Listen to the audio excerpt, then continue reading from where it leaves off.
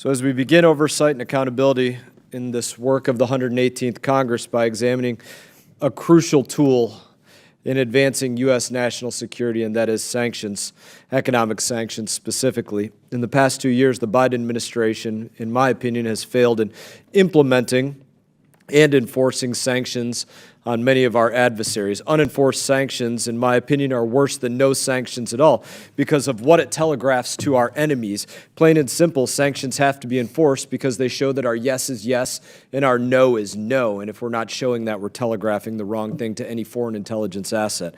I'll begin this hearing by posing 3 questions. How do we know that the Biden administration has failed to enforce sanctions? Why does that matter? And what is the correct course of action?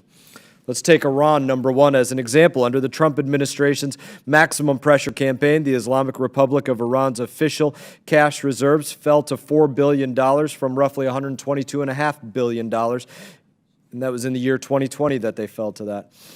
Under the Biden administration, it's risen to $41.4 billion. That's a 900% increase. On top of that, failure to enforce sanctions on Iran oil sector has allowed oil exports to surge to 1.3 million barrels per day. In South America, Venezuela President Nicolas Maduro has been able to milk the cash cow for the first time in many years. Chevron is exporting 100,000 barrels of crude oil a day to the United States every day, lining the pockets of a regime that had been cut off until it agreed to hold free and fair elections. Let's move to North Korea. North Korea has been allowed to launch a record number of missiles with few consequences on Kim Jong-un. In 2022, 90 missiles were launched, breaking the previous record of just 25 in 2017. The administration has failed to crack down on Kim's sources of revenue or Chinese banks and companies that have been enabling it. Why does all of this matter? Because the U.S. is facing very real threats from China and Russia.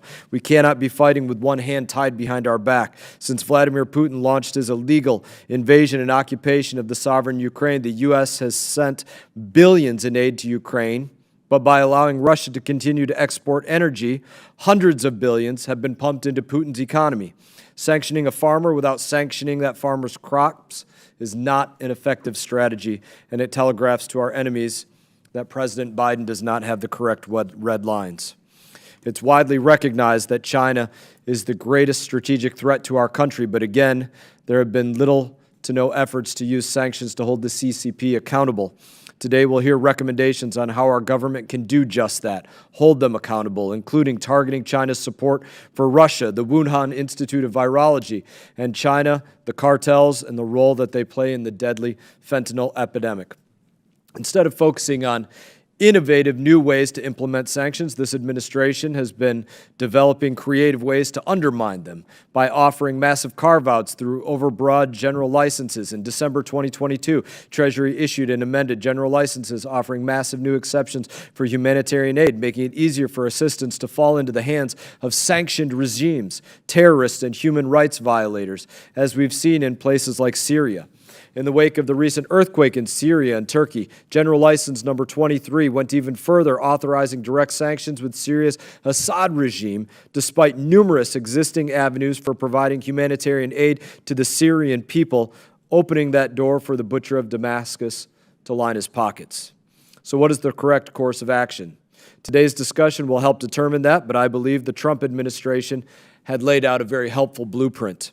Economic warfare is a method to preventing kinetic warfare.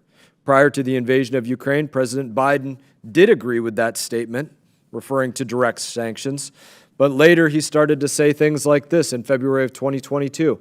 I didn't say that sanctions could stop him.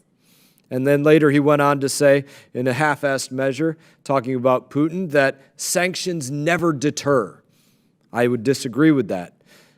As Mr. President, I would say this to you, sanctions never deter if they are empty threats. For 4 years, the Trump administration showed a clear path to success.